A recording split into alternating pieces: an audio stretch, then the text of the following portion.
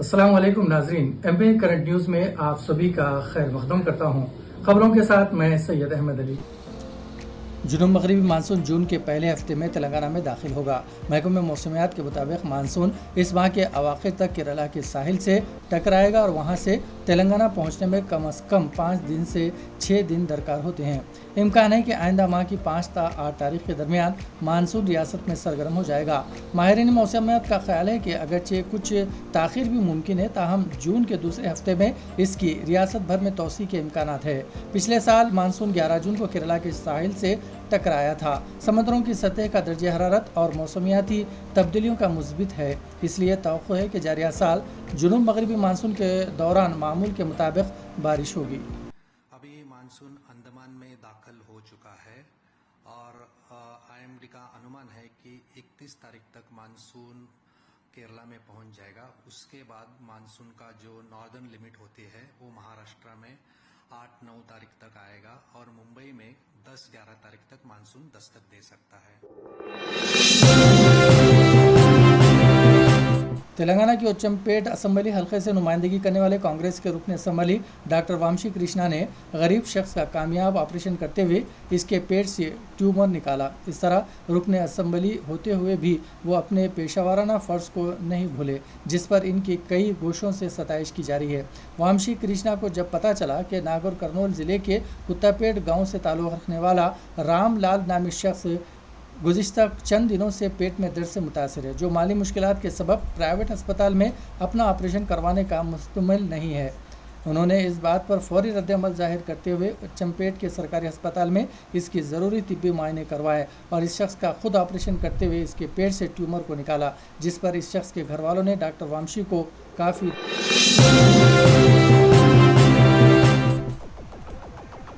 हैदराबाद में जलपरियाँ देखी जा सकती हैं। शायद ये पढ़कर आपको हैरत होगी, लेकिन ये कोई हकीकी जलपरियाँ नहीं है, बल्कि शहर में नुमाइश का एहतमाम किया गया है, जहां लड़कियां जलपरियों के रूप में नज़र आ रही हैं। कोकटपल्ली मेरीन पार्क में मुनक्किदा नुमाइश में जलपरियों से मुतालिक एक खुसूसी शो का एहतमाम किया गया। ये शो मुल्क भर में पहली बार हैदराबाद में मुनक्किद किया गया। जब जलपरियाँ पानी में तैरती हुई नज़र आती हैं तो ये मंजर देखने के लायक होता है।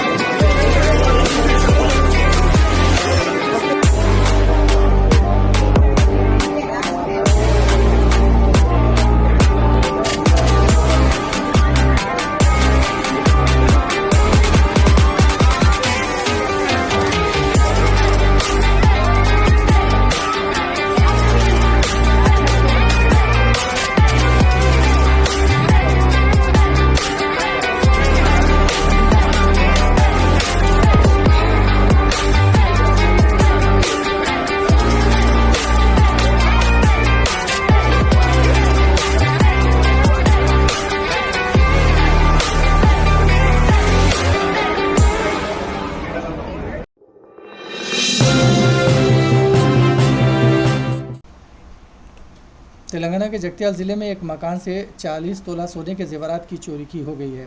पुलिस ज़राए के मुताबिक जगत्याल ज़िले के रायकल मुस्तखर में रहने वाली विजया लक्ष्मी नामी खातून किसी तकरीब में शिरकत के लिए अपने मकान को मकफूल करके रिश्तेदारों के पास गई हुई थी। चारशबे की सुबह जब वो मकान वापस लौटी तो इसने देखा कि मकान का कुफल तोड़ा हुआ है और अलमारी में रखे हुए 40 तोले सोने के जेवरात गायब है और अलमारी का सामान बेड पर बिखरा हुआ था।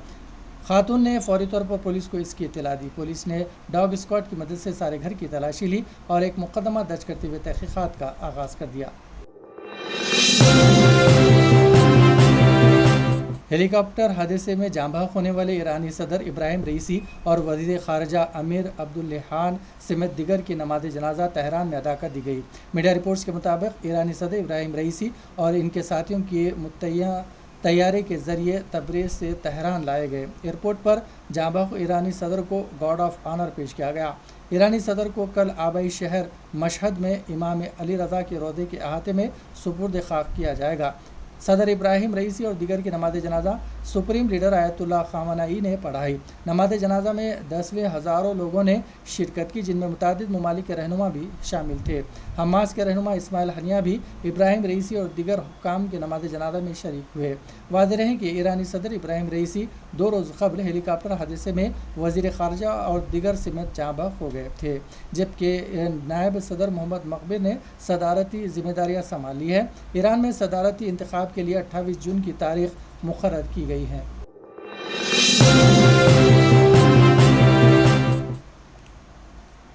कर्नाटक में बेंगलुरु के इंसानी हुकूक़ की तंजीम ने इलेक्शन कमीशन से उत्तर प्रदेश के वज़ीर आला योगी आदित्यनाथ के खिलाफ महाराष्ट्र में एक इंतखाबी रैली के दौरान मुस्लिम कम्युनिटी को निशाना बनाते हुए इश्तियारअंगेज़ नारे और इश्तियारअंगेज़ तकरीर करने का इल्ज़ाम आयद करते हुए शिकायत की है।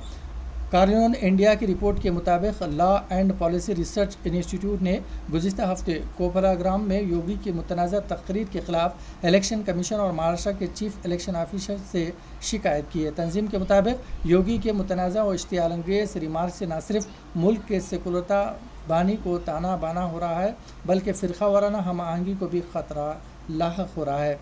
वाज़ेह है कि उत्तर प्रदेश के वज़ीर आला योगी आदित्यनाथ ने एक बार फिर मुसलमानों के खिलाफ रिमार्क्स किए। उन्होंने एक इंतखाबी रैली से खिताब करते हुए कहा कि उत्तर प्रदेश में अब तो कोई सड़क पर नमाज भी नहीं पढ़ता, अब मस्जिदों के भी माइक उतार दिए गए और अगले 5 साल बाद लोग ये भी भूल जाएंगे कि कोई चिल्लाहट होती थी और लोग परेशान होते थे। आप देख रहे होंगे उत्तर प्रदेश में सारा अतिक्रमण समाप्त हो गया। अब वहां दंगा का कोई सोचता ही नहीं है। अब तो बहनों और भाइयों, उत्तर प्रदेश में कोई सड़क पे नमाज भी नहीं पढ़ता।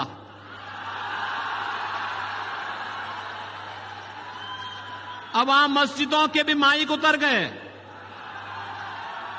अगले 5 वर्ष में आप देखेंगे कि लोग भूल ही जाएंगे कि ये भी कोई चीज होती थी, कि चिल्लाहट होती थी, लोग परेशान होते थे, लोग भूल जाएंगे। पाकिस्तान में तो जो पाकिस्तान का राग अलापते हैं, इनसे बोलो कि जाओ पाकिस्तान में जाके भीख का कटोरा लेकर के भीख मांगो, हिंदुस्तान पे बोझा क्यों बने हुए हो? जाओ ना वहीं पे, जाओ वहां पे पाकिस्तान के पास जाकर के वहीं रहो। क्यों हिंदुस्तान पे बोझा बने हुए हो? हिंदुस्तान के इस बोझे को दूर करने की आवश्यकता है। हम विरासत टैक्स लगाएंगे।